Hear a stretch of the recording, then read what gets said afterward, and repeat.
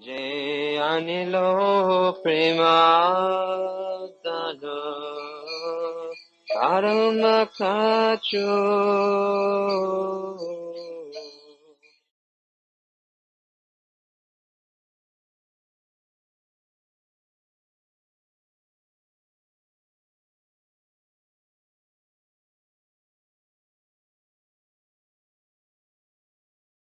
Canto 2, Chapter 8, Text number 9. Ajaha Srijati Bhutani Bhutatma Yadanugraha Tadrishe Yena Tadrupam Navi Padma Samudbhavaha Ajaha Srijati Bhutani Bhutatma Anugraha Tadrishayena Tadrupam Navi Padma Samudbhavaha Ajasijati Bhutani Bhutatmaya Anugraha Vishetena Tadrupam Nahi Padma Samudbhava Ajasijati Bhutani Bhutatmaya Anugraha Darshayena Tadrupam Navi Padma Samudbhava Ajasijati Bhutani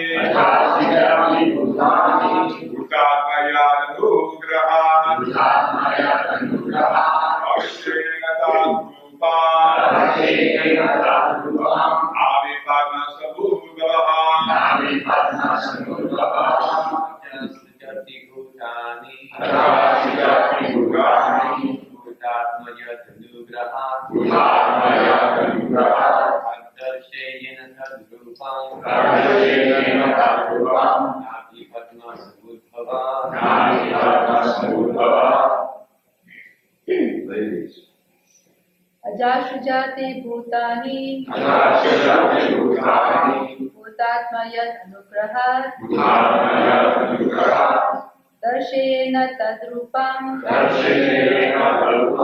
Napi Padma Samudbhava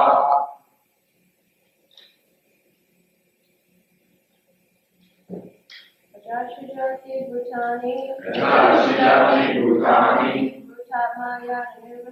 Bhutatmaya Anugraha Darshayena Tadrupam Napi Padma Samudbhava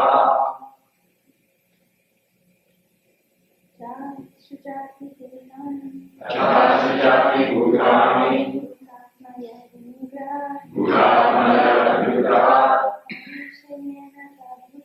Darshayena Tadrupam Napi Padma Samudbhava Ajaha, one who is born without a material source. Srijati, creates. Bhutani, all those materially born. Bhutatma, having a body born of matter. Having a body of matter. Yat, whose? Anugraha, by the mercy of. Tadrishe, could see.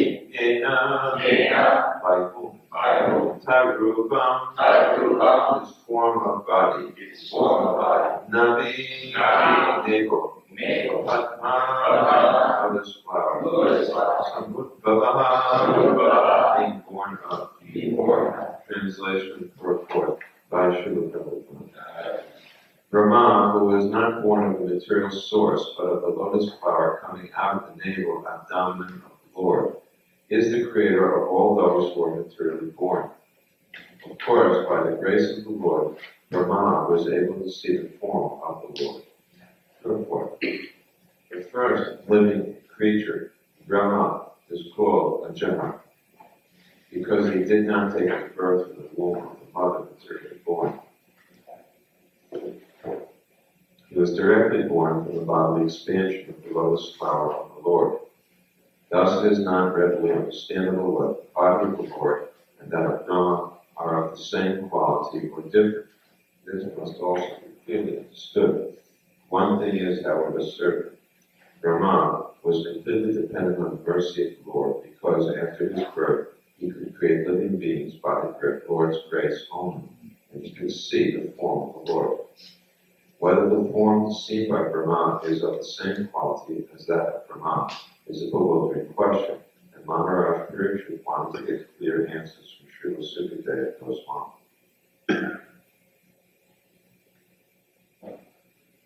This verse comes in a sequence of questions asked by the king, Maharaj Parikshit, who had been cursed to die in 7 days' time by the bite of a snake bird.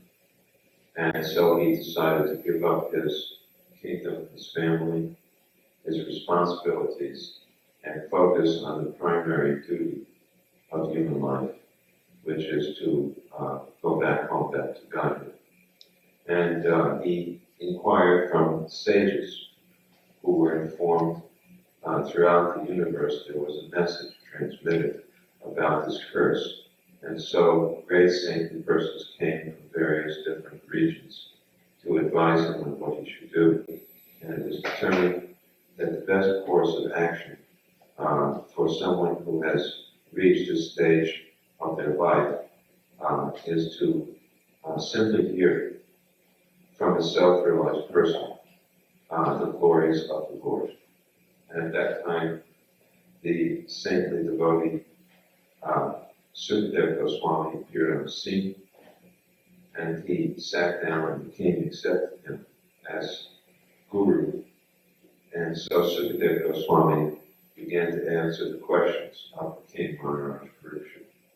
And now he's asking very particular questions about the comparison, contrast between the living entity of the individual soul and the Supreme Personality of Godhead. And he is asking particularly about the first living being, known as Brahma, who is self-born, or Ajana. Not really self-born, but born from a lotus flower, which was not material. Normally, lotus flower is something material. Of course, it is also a symbol of purity. The Buddhists use the lotus, and so the Hindus to signify purity. So, and not only purity, but purity in a very special way, because a lotus grows out of the mud, which is not considered to be clean. But the stem touches the mud, but the flower doesn't. When it comes out of the mud, the flower stands up into the air. And so it is a symbol of one transcending the murky, nature of material existence and rising above it into the pure realm, which for us is, of course, Krishna Consciousness. That's the symbolic nature of the lotus. But Prabhupada is not speaking here of any symbol. He's explaining about a lotus which sprouts not from any murky water, but from the abdomen of Vishnu. We understand from the Bhagavatam, the first canto that was explained in the 3rd chapter, that from Vishnu navel, from Garbhodakshaya Vishnu's navel, comes a lotus flower. And that lotus flower contains within it all that will gradually manifest within the universe. Within the abdomen of Garbhodakshaya Vishnu, this is like normally we see within the abdomen of a woman. The embryo is present, and then from the womb comes eventually a living being who is born, right? Who takes birth. But here, the abdomen is not of a woman, but it's the abdomen. Garbha means womb. Garbhodakshaya Vishnu is the womb, like form of Vishnu, from whom all the living beings take their birth. So within the universe, there's a form of Vishnu who is very huge. And he lies down on a Ananda Shesh, on a bed which is made from Ananda's coils, the snake Ananda, who is the expansion of Balaram. Lord Balaram provides, he's the brother of Krishna, and he provides so many personal services for Krishna in each of Krishna's forms. So when Krishna takes the form of Vishnu, Balaram takes the form of Ananta Shesh. And so Vishnu lies on the lap, you can say, of Ananta Shesh. And the living beings who were originally in the first Purusha, the first Vishnu form, Mahavishnu, have now been divided into all of the universes, and specifically into the wombs of all of the forms of Garbhodakshaya Vishnu.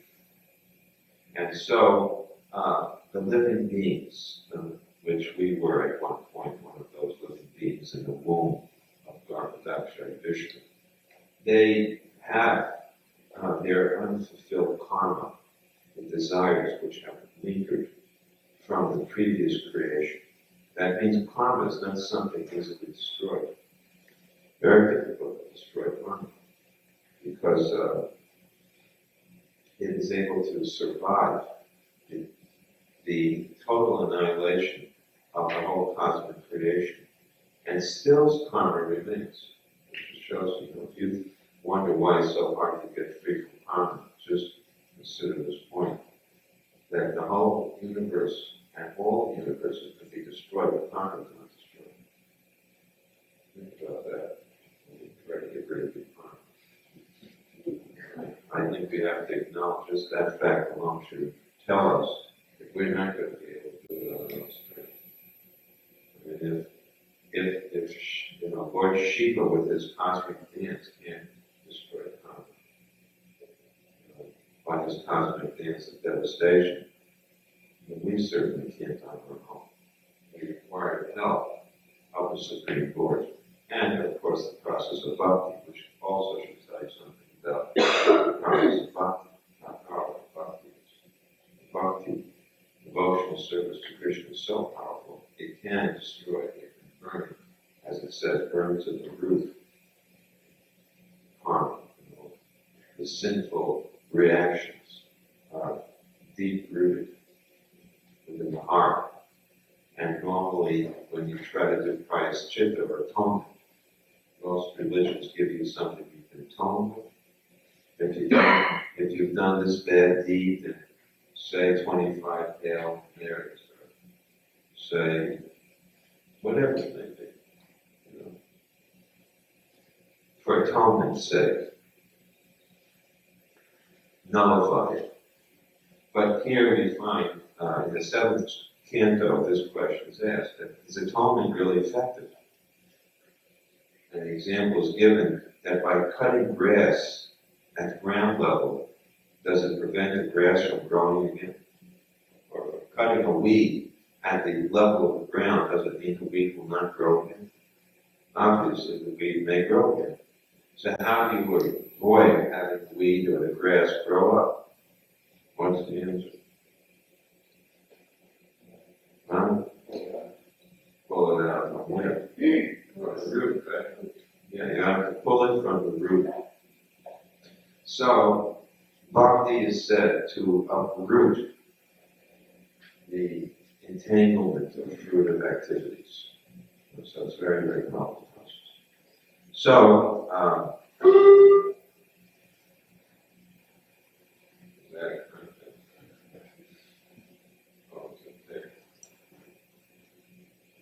so,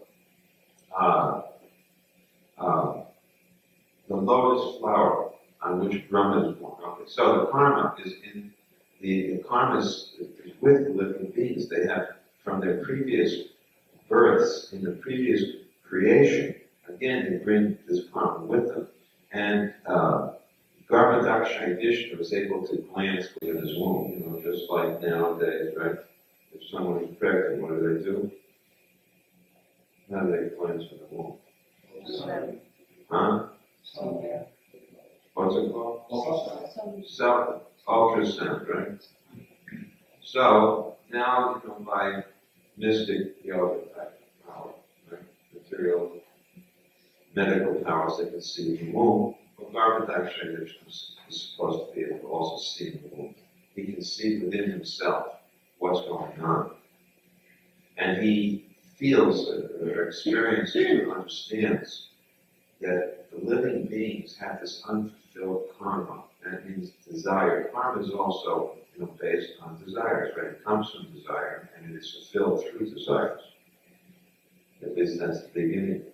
And so, these desires of all the living beings gradually build up, just like a volcano builds up, right? With so much pressure, until eventually what happens?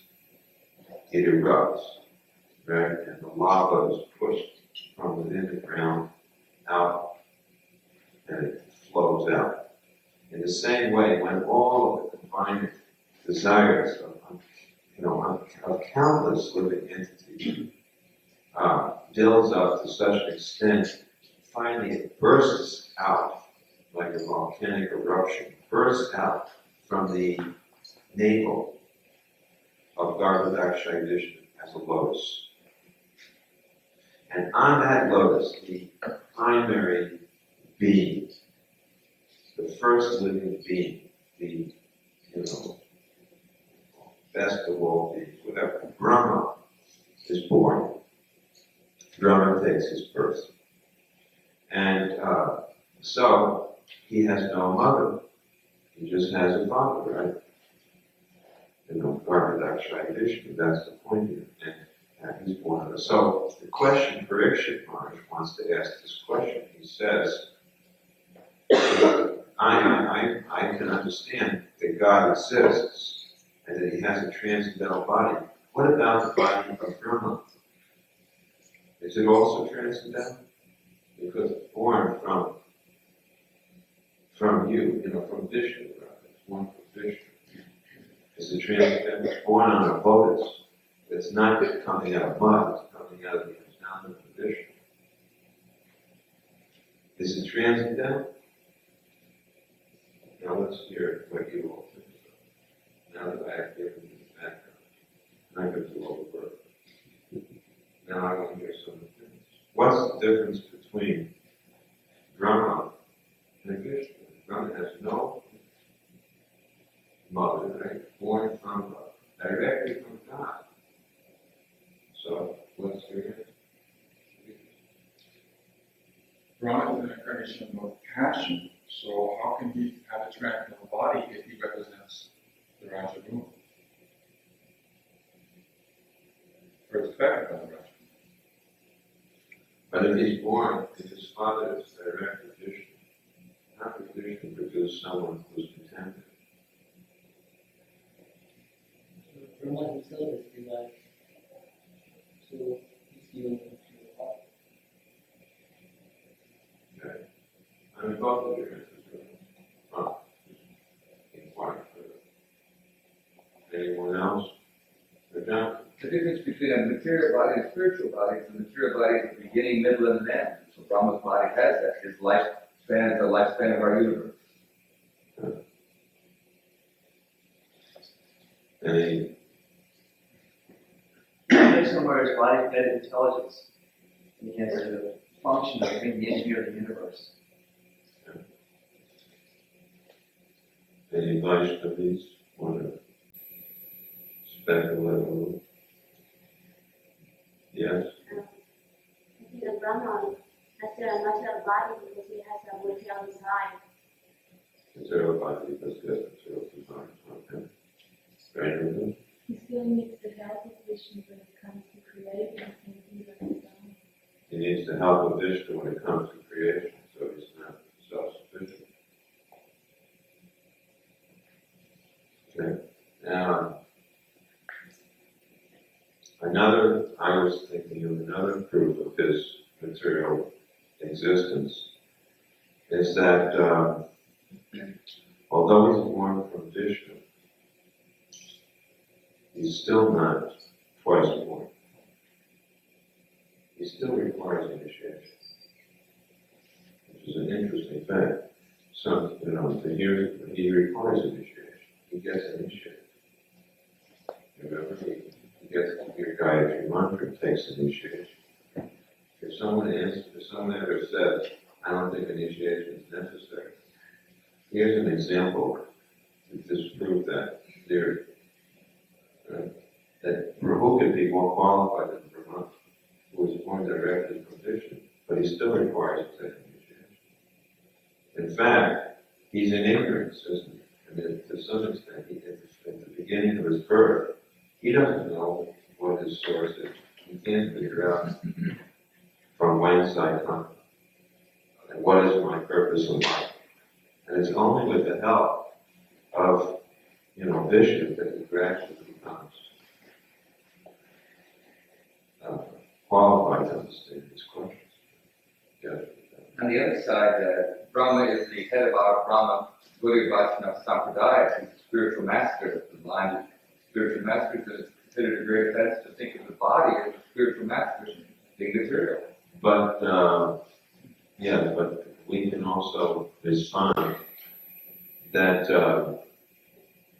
once he receives transcendental knowledge, that material body is not ordinary matter.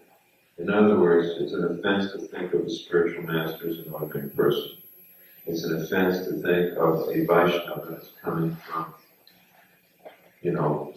a particular, to designate a Vaishnava by his birth.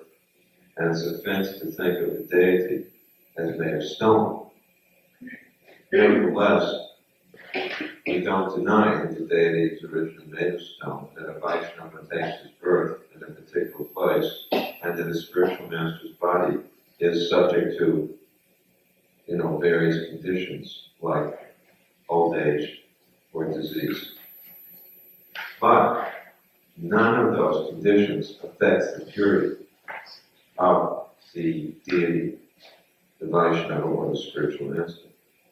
And the example is used of iron, which appears to be an ordinary piece of iron, but when it's placed in fire, it becomes completely like fire. It develops all the qualities of fire. So the spiritual master's body, although it may be apparently made of matter, doesn't act like matter. And a deity's body may appear to be made of stone or wood, but it doesn't act like those substances. And a Vaishnava may appear to be from a particular geographic location, but actually does not identify with any location. So, Brahma, although the question may be asked, of course we haven't gotten the answer yet from Sukhadeva up to this point.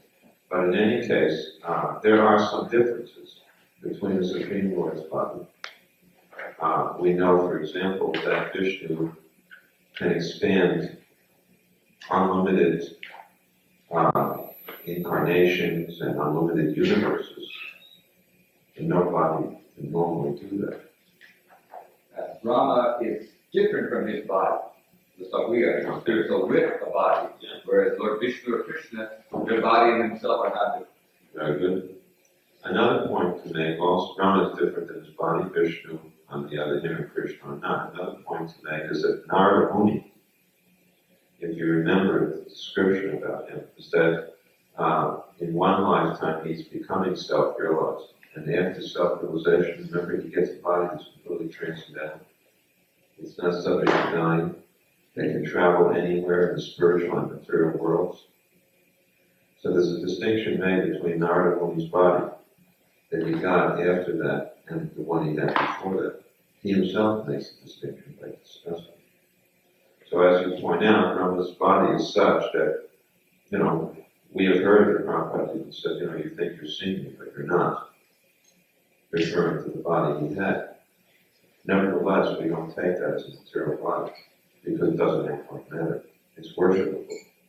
And simply by seeing for a moment the transcendental form of the pure devotee, simply by touching his body, by hearing from him even for a moment, 1/11th of a second, one can become free from all kinds of millions of sinful acts and reactions. So, although Prabhupada may state we have not seen them, we're not seeing them, so to speak, referring to his eternal, form, and the form as opposed to the form we're seeing, that doesn't in any way diminish the importance of the form which you presently have, because this is the form given to him by Krishna to enact wonderful things within this, within the Krishna consciousness movement within the world. Similarly, it's an offense to think that the deity is, that this is the next point, that may be said about Krishna in Goloka. What about the deity?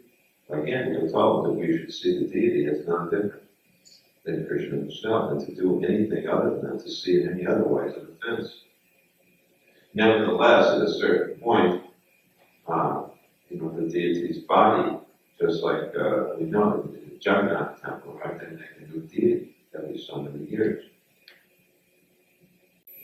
So, the Lord accepts the deity form. Prabhupada uses the example of a post box. A post box is not an ordinary box.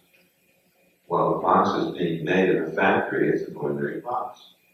But once the U.S. government sets it up on a corner, right, and suddenly you put your letters in it, they go somewhere. It doesn't act like an ordinary box. And similarly, while the deity is being manufactured in a shop, right, the worker may put his foot on the head of the deity while he's carving. And he might do that just to get a good grip on the part of the body he's working on. They do all kinds of things, right? And it's not considered an offense at that point. But once the deity is properly installed, according to the principles of deity worship, and the pure devotee requests Krishna to accept this form, then, we don't let people put their feet on the deity's head. Right? It's true, it's the worst offense. And then, so the Lord accepts that form. Similarly, the forms which we have, may have been used for so many nonsense activities. But once the devotee purifies himself or herself and is duly initiated, purified, and engaged in devotional life, that body of that devotee is not material anymore. Otherwise, why do we give so much respect to a devotee? Not only in terms of the devotee's soul, but even in terms of the devotee body. The Prabhupada said these bodies, just like a good, you can see how a musician, right, supposing a violinist, will take so much care of their Stradivarius violin, that's what it's called, Stradivarius violin. It's like the means by which the person expresses himself. So the body has to be maintained. That's why Krishna talks about maintaining the body in the Bhagavad Gita. Don't eat too much. Don't eat too little. Don't sleep too much. Don't sleep too little. He's not talking about the spirit soul. He's talking about how you use your body. So, nevertheless, Prabhupada raises the question in the purport whether the form seen by Brahma is of the same quality as that of Brahma. Is a bewildering question. And Maharaj Parikshit wanted to get clear answers from Srila Sukadeva Goswami. He wanted to understand all of these finer points of the philosophy, as we ourselves have to understand. This is a science of Krishna consciousness. One has to make a careful study of it. to understand all the subtle nuances of the philosophy. Of course, an important point here is the one that Renuka brought out. This must also be clearly about that it is not readily understandable whether the body of Lord. Here, one thing, however, is certain. Brahma was completely dependent on the mercy of the Lord because after his birth he could create living beings by the Lord's grace only. This question will come up later on. Narada Muni will ask pretty much the same question. He'll ask his father, right, Brahma, is there someone higher than you? Or are you the topmost person? That gives the example of a villager, a simple villager, right, who has never left the village, an old grandma who never left her village. And then one day the governor comes into the village to tour. And of course the system in India is that the commissioner of police usually brings the governor through the villages. So the old lady knew the commissioner, the police commissioner. So when she was introduced to the governor, she wanted to, give a blessing, so to speak, to the governor, because old people are elders, they have the right to give blessings. So she blessed him that, because of your pious merit in your next birth, you'll get the position of the police commissioner. Because she never knew that there was anything higher than the police commissioner. That's the highest she ever met or thought of. So she had no understanding that the governor is much, much more important than the police commissioner. So she blessed him, you could become a police commissioner in your next life. Well, it's the same idea that Narada Muni is inquiring. From Brahma, is there anyone higher than you? Because as far as he could understand, Brahma was a pretty big person. And of course, Brahma will explain, I am just an insignificant creature. You know the story of when Brahma became bewildered, how Krishna had to show him how insignificant he was, even though Brahma is so, important to him. Brahma is really the top person in this universe. And yet, before the personality of Godhead Krishna, Brahma realized he was completely inconsequential. It was like a little mosquito. He said he felt like a bug. When he started to see, because our Brahma has 4 heads, because our universe, the 4 heads to see in 4 directions. But our universe is a very small universe compared to others. So the Brahmas in other universes, some of them have 100 heads, 1,000 heads, 10,000 heads, even 1,000,000 heads. And how 1,000,000 heads can rest on one neck? The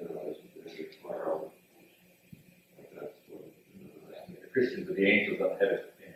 Yeah, the Christians say, how many angels can you fit on the head of the pin? How many Brahma's heads can you fit on the one neck of Brahma? Nothing is impossible for the inconceivably great personality of Godhead. So, all of these are to, these types of questions, they come in here at the start of the 2nd canto, basically, isn't that the start, but it's the 8th chapter, but the 2nd canto, the start of the Bhagavatam still, are meant to really get us, revved up so that we can start to understand Krishna's glories. All of this is now to set the stage for expounding on the details of Krishna's glories. So, are there any questions?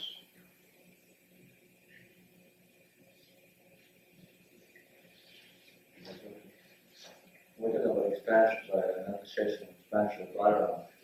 Those expansions are different personality or? No. Well, maybe different personality with the same person. I mean, how many personalities do you have? You show one personality to your daughter, one to your wife, one to your guru, one to your friends. I mean, you have personalities. Like you're one person.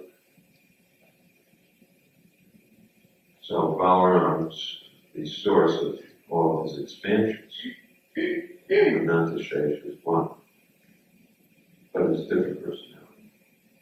But the same person. Another question? You were mentioning that karma is the result of desires.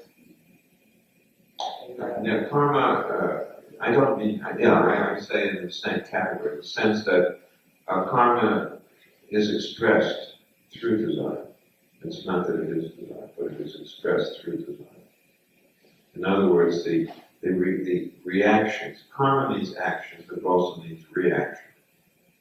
So let's take it as reactions at this point. So when you have a lot of reactions from previous actions, in other words, when you have karma, then how does it fructify and gradually, how does it manifest, and how does it, what happens with it? Well, desire, it's expressed through desire. The reactions which you get, just like, if you keep seeing the form of the opposite sex, it will manifest in the form of desire. The reaction to that action will manifest itself in the form of desire to be with the opposite sex. That's just an example, but it shows how a particular action and reaction is expressed through desire. In that sense, I meant that there's a connection between karma and desire.